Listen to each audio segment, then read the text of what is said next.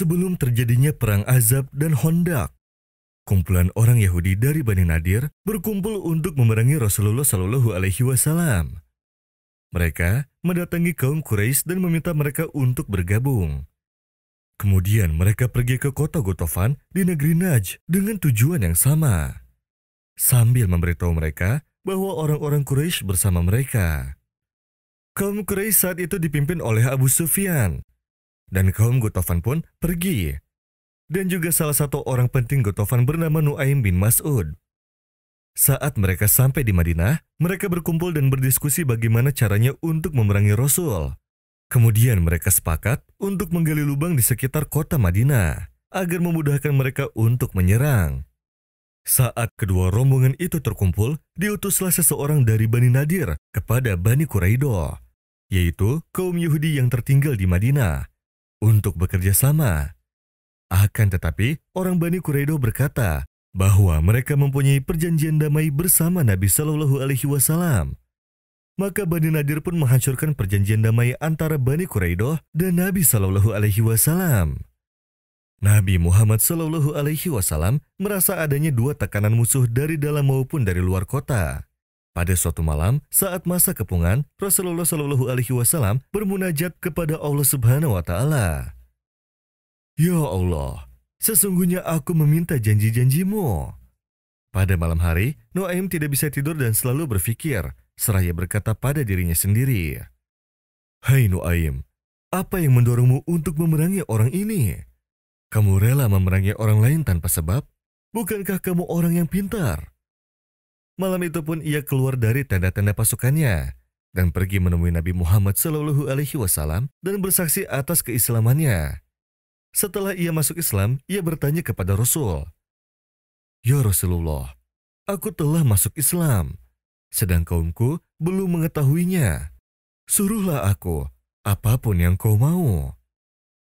Pergilah kepada kaummu dan lemahkanlah mereka, karena peperangan adalah tipu daya. Jawab Nabi Shallallahu Alaihi Wasallam, Baik, akan kulakukan wahai Rasul. Kemudian Nuaim pun pergi ke Bani Quraidah dan berkata kepada mereka, Kalian semua sudah tahu bagaimana kecintaanku kepada kalian, maka percayalah bahwa sesungguhnya kaum Quraisy dan Gotofan mempunyai maksud tersembunyi dalam peperangan ini. Begini, harta, anak, dan istri mereka ada di kampung mereka sendiri. Lalu mereka datang ke sini dan mengajak kalian untuk membatalkan perjanjian damai. Jika mereka menang, kemenangan itu untuk mereka. Tetapi jika mereka kalah, kalian yang bertempat di sini akan dapat imbasnya. Dan mereka hanya tinggal pulang ke kampungnya masing-masing. Sekarang begini saja, aku punya ide. Bagaimana jika kalian tidak usah melanjutkan perang ini dengan Muhammad? Lalu kalian minta saja dari mereka beberapa orang, yang mana dengan orang itu kalian memerangi Muhammad. Wah, ide yang cemerlang, jawab orang-orang Bani Quraidah. Kemudian Nuaim melanjutkan aksinya. Kali ini, ia mendatangi tenda-tenda orang Quraisy dan bertemu dengan Abu Sufyan, selaku pemimpin pasukan. Lalu ia berkata, Kalian tahu bagaimana kebencianku terhadap Muhammad, bukan? Tapi aku melihat sesuatu yang ganjil. Maka dari itu aku segera ke sini. Jadi, Bani Quraidah telah berkata kepada Muhammad, Kami menyesali perbuatan kami. Apakah kau mau berdamai kembali? Kami akan bawa sebagian orang Quraisy ke hadapanmu, lalu kami akan bunuh mereka. Dan Muhammad menyetujuinya. Maka jika ada orang Yahudi datang untuk meminta orang dari kalian, janganlah kalian mau. Abu Sufyan pun tidak langsung percaya. Maka ia mengutus anaknya untuk datang ke Bani Quraidah. Si anak pun berkata kepada mereka, Ayahku mengutus kepada kalian. Ayahku berkata bahwa kami sudah terlalu lama mengepung hingga kami merasa bosan. Kami ingin langsung menyerang dan selesai lalu pulang. Ayahku meminta untuk menyerangnya besok. Bagaimana pendapat kalian?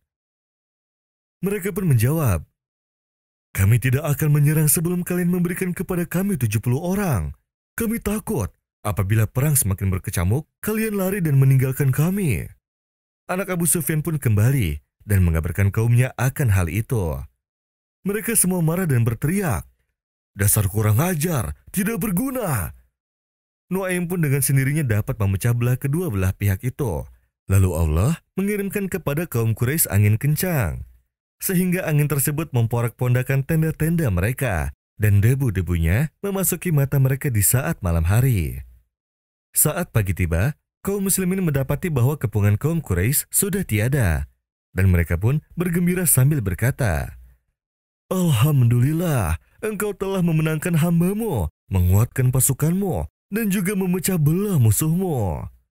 Kisah ini ditulis sendiri oleh Nuaim dalam sebuah lembar kertas, dan di dalamnya terdapat cara-cara jitu untuk membuat tipu daya dalam peperangan.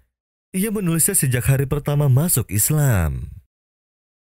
يا أيها الذين آمنوا اذكروا نعمة الله عليكم إذ جاءتكم جنود فأرسلنا عليهم ريحا وجنودا لم تروها وكان الله بما تعملون بصيرا إذ جاءوكم